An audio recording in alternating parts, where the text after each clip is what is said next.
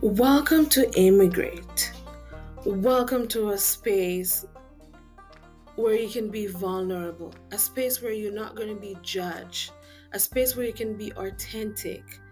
And my hope and desire is to inspire and motivate everyone that click onto this podcast. So welcome to another episode of Immigrate.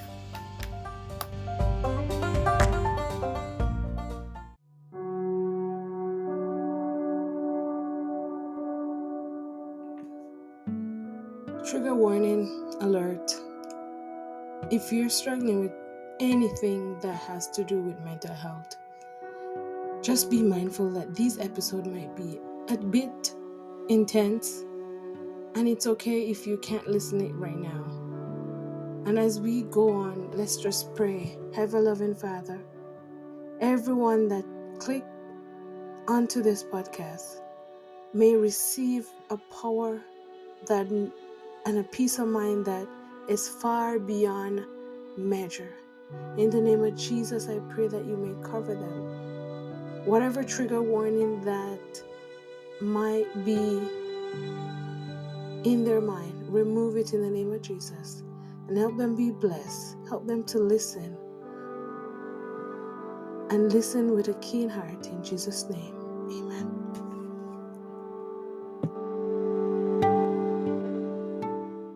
So welcome to another episode of Immigrate. I'm so excited to have this lovely guest with me and her little kitty. It's always good to have someone else, and it's a cat, and I'm so excited.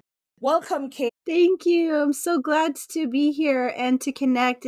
I love your heart to build support for this hard thing of being away from people that you come from a completely different culture, when you can feel so alone in that. So a little bit about me. I'm originally from the U.S., from a place called Utah. I now live in Sweden. I married a Swede. He's from an island of Sweden called Gotland. Not Scotland. That's a different place. This is Gotland.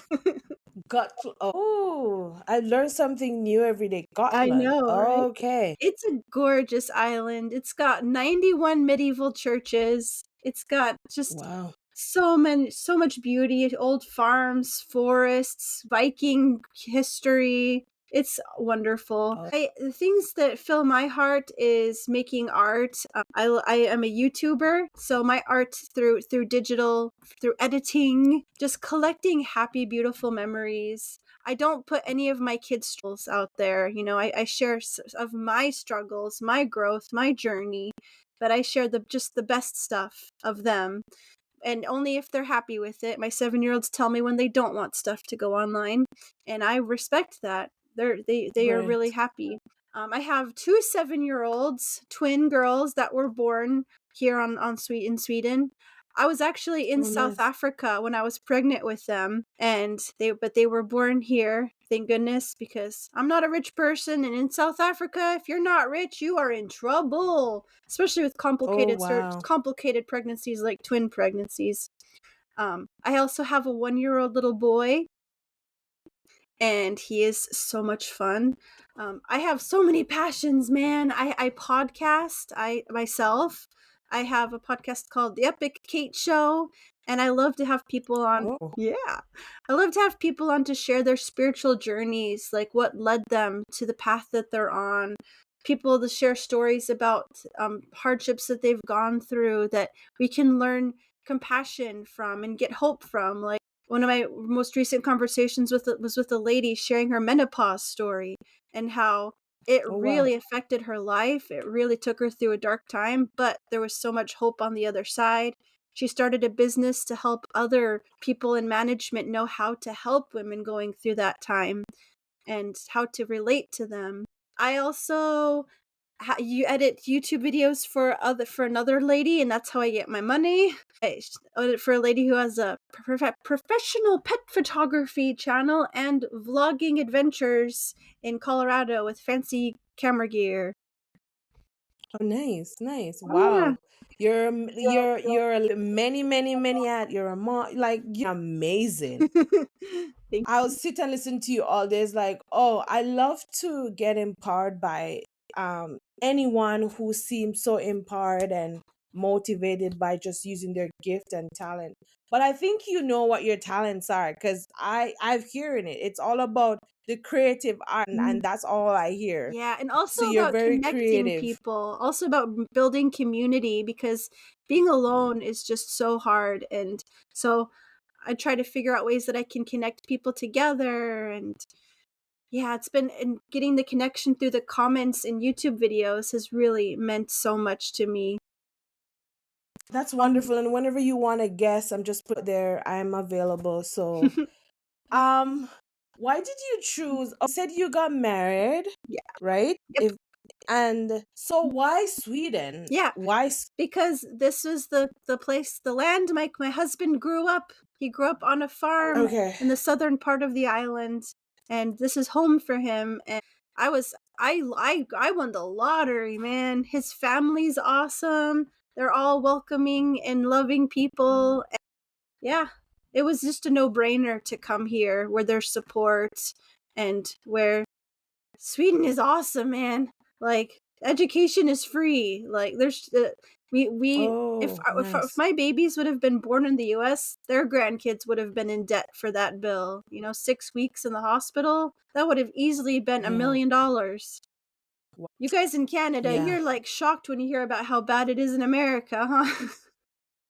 Trust me, the grass is not always greener. It's Oh, it can be tough here too, but thank God for free health that we don't yeah, have to be paying doctor bill when we go to the hospital. But yeah, it's still not the greatest, but yeah. I'm grateful for you know. I hear you. In everything there's a balance, right? Mhm. Like even if it's free, there's challenges. Even if you Yeah, pay, so challenges. So I feel like, which side do you choose?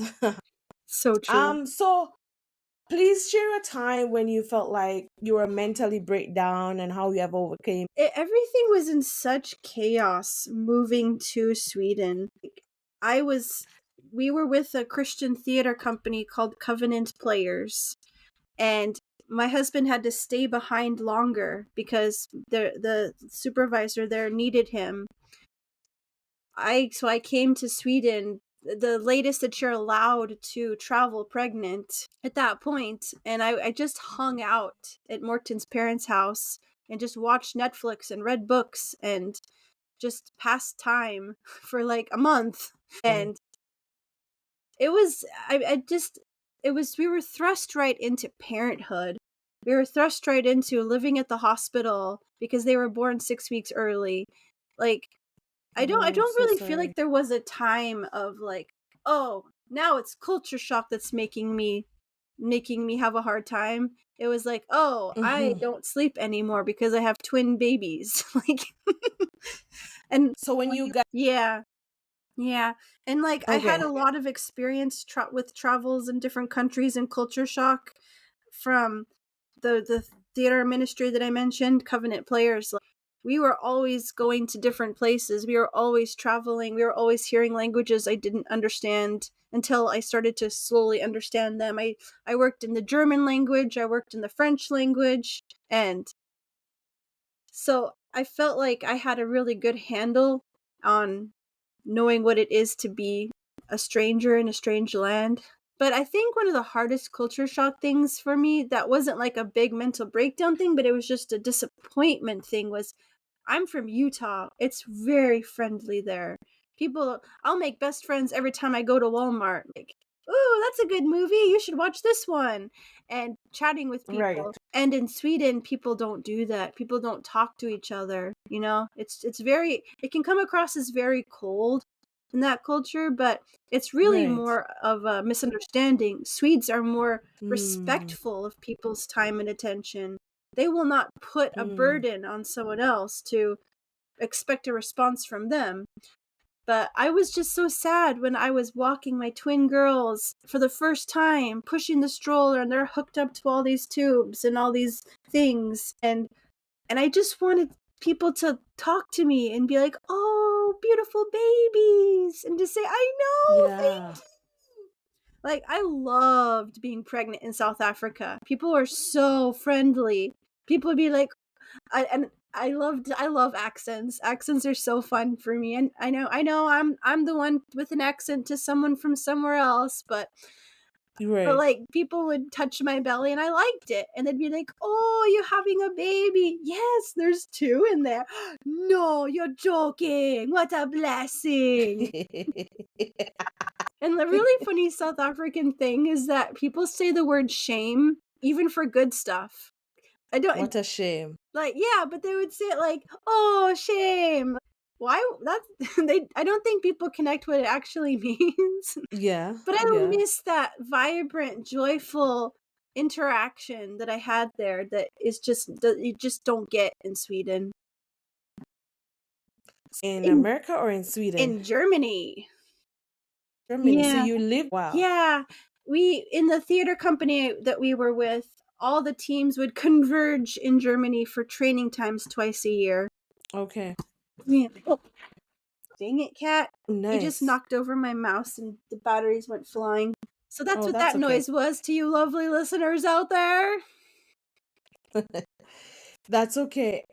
Yeah, it's interested how we find someone we love, we move and we migrate into a country and I'm like, "Oh my God, nobody talks to like I can see how so how have you like overcame. I realized that in Sweden you have to make friends on purpose through and a purposeful thing that works really well for parents is open daycare. That was how I made some of my first friends. And open daycare is such a cool thing. It's like daycare, but you bring the kids there and you stay there with the kids. And then you can talk to other Oh, parents okay. and you can hang out and you Yeah. can, yeah, just be with other grown-ups and have grown-up conversations and drink a cup of tea. And so I made friends through there and inviting people over to my house. But I slowly learned in this culture, you can't just invite people over the first time you meet them. Generally, Swedes take a little bit more time to warm up. Oh, okay.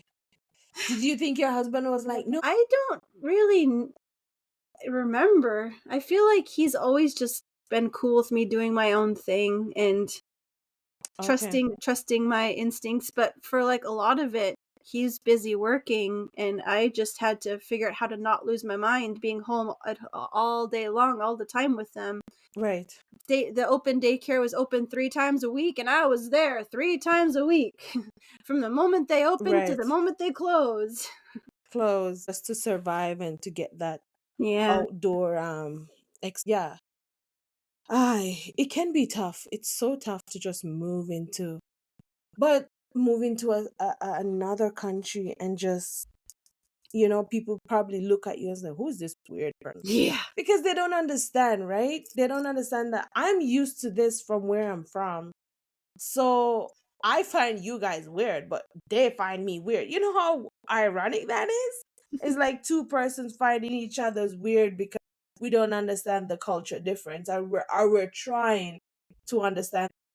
So what do you think your younger self would say about your experience right now?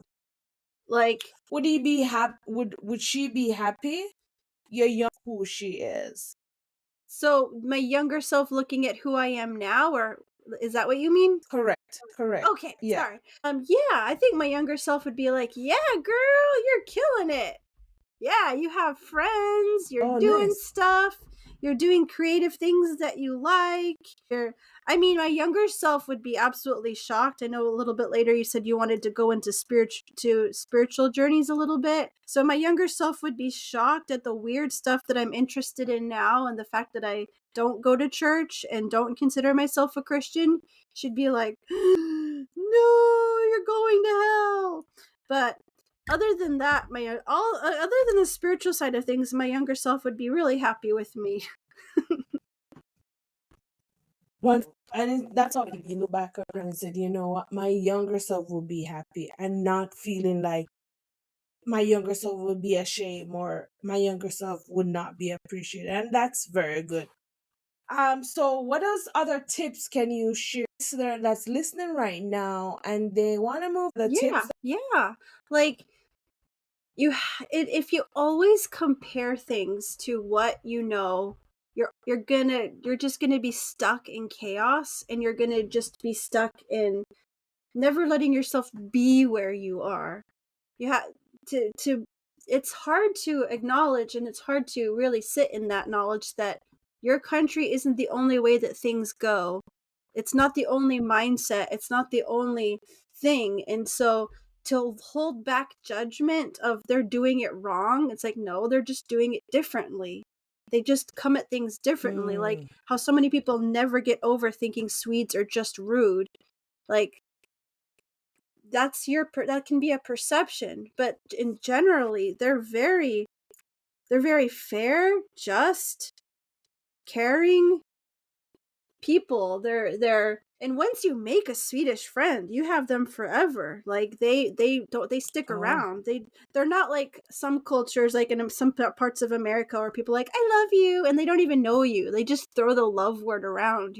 Swedes don't throw the love word around, but they are genuine, true friends once they decide to trust you. Once they decide that you're worth investing time in. yeah. So letting go of judgment, letting go of comparison, just accepting the new normal and giving yourself grace to take that time to learn what that culture is and adjust to it and give it a chance. It's like if you always think, "Oh, if this doesn't work out, I'll just, go back there where I know things." Yeah. But if you really just let yourself think, this is where I'm supposed to be, this is where home is going to be, and let it feel like home, and find the things about the culture that are beautiful and worth celebrating. Oh, that's amazing. Because sometimes we into our own world that we don't allow ourselves to go into someone else's world. And that's the beauty of traveling. I think that's the Mhm. beauty of moving out of your comfort zone. Because who would have known if you didn't leave from America and go all over the world, you wouldn't have experienced that beautiful culture that it sounds like you're having an amazing time with. And it speaks really of the way that you accept people for who they are, because Yeah. experience. Oh, It can say I something? share just a beautiful moment? Sure. Like sometimes it's hit me over the years of like over the time like, wow, this is a foreign place. This is not easy. But but since I had to go through all of this like adjusting to I'm actually living in a country. I'm not just traveling through, and I have kids. So I was in a grocery store with my little girls, pushing them in the stroller, and then all of a sudden the lights went off. Not completely dark, but it was a Christmas celebration for this thing called Santa Lucia, Saint Lucy, Mm, and all these kids came in, and they're wearing gingerbread outfits, like gingerbread man, gingerbread women, a guy with a little star on his head. hmm. They're a couple of different things, and they were singing this song like Santa Lucia, Santa Lucia, and it's one of the really Mm-hmm. special holidays in Sweden. And all the people that were shopping just stopped.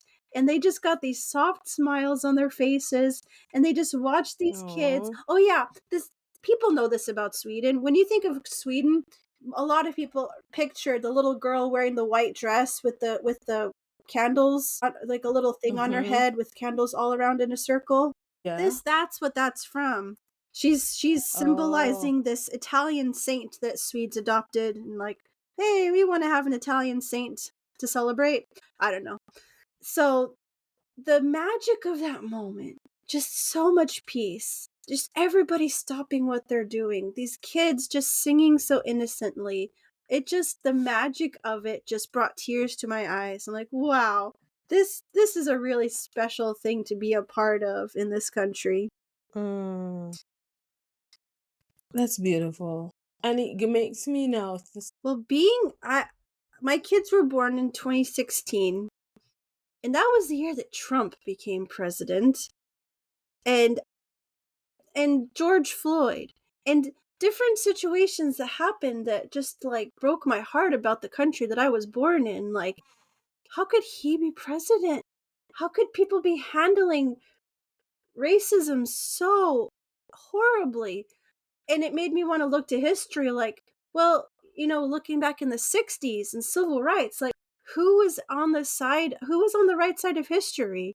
Who was and it was like, okay, it was people in church that were trying to hold on to segregation. It was aren't people in church supposed to be on the right side? Aren't they supposed to be loving people and supporting them and wanting freedom and equal rights? And it's just all these things just kind of imploded. And I was like, and then January 6th, the Capitol riots, people storming the Capitol in America, trying to demand the election be turned to Trump.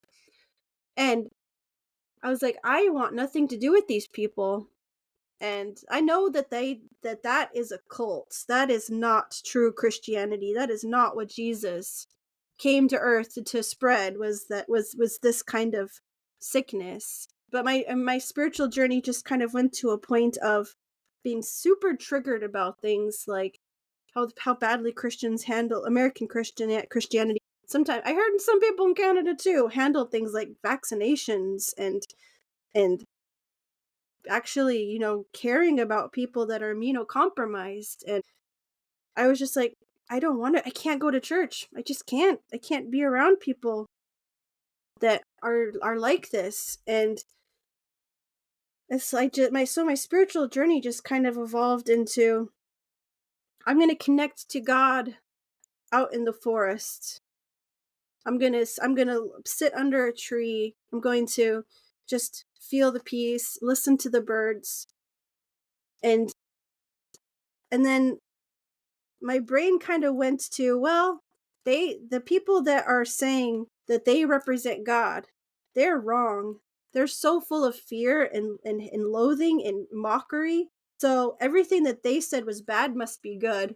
So then I started, as a kid, I was always interested in aliens and ghosts and anything weird. So I was like, I'm just gonna be open to whatever and see what resonates. And if it resonates and feels like it's something worth pursuing, I'll pursue that. And if it doesn't, I'll leave that. So I started listening to all kinds of podcasts of near death experiences and alien abductions and everything. And I wouldn't be able to say exactly how I've landed now. I'm just open for wonder. I just really want to connect with something that's real and totally loving and and on the right side of history. Another big part of my spiritual Right. journey is having a transgender brother and taking way too long to accept him for who he is. Yeah. Thank you for sharing that. Whatever a spiritual journey is, it's ultimatum. I'm hoping that you're happy at the space that you are at, and to know that, like, you need to prove, you don't have, like, you need to do something drastically different. Just love yourself, and I pray that you may come to terms with what fulfills you the most. Mm, that's well And said. whatever that is, I pray, because I feel like it's still where you kind of still figuring it out. And don't be too hard on yourself. Yeah. Don't be too hard on yourself. We all go through ups and downs, and we all go through different things that makes us who we are. The young lady that I was years ago is not the person I am today. Yeah. And you will keep on growing and evolving and be open minded. Trust that we will align to the right thing. I'm sure the alignment will Yeah. come. And what that Yeah. alignment looks like, I don't know, but I hope that you may find it, and you may be open to it when it comes. Is there anything else that podcast? Yeah. Um, I can't think of more advice just now, but maybe as I share the things that I would love to help other people with, maybe I'll think of something. But the Yeah. thing that I love to do that lights me up inside is help people with their creative blocks, like if you really want to start a podcast but you're scared, or you really want to do YouTube but you think you're boring, like I want to help people to see their story matters and to give them practical advice for how they could make their videos sparkle more, or their other, if it's not YouTube, it's TikTok or Instagram or whatever. If they want to make whatever they want to make, but they want it to really something to be they can be proud of, I can really just give inspiration about that, encouragement about that. And I'm launching a podcast. It's called Clearing the Creative, where I'm going to give free sessions like that to people. And then, from there, if they feel like they would benefit from working longer term with me, then we can figure out a way to deal with the monies. But for recording that podcast, it's just an opportunity to see what it would be like to work with me.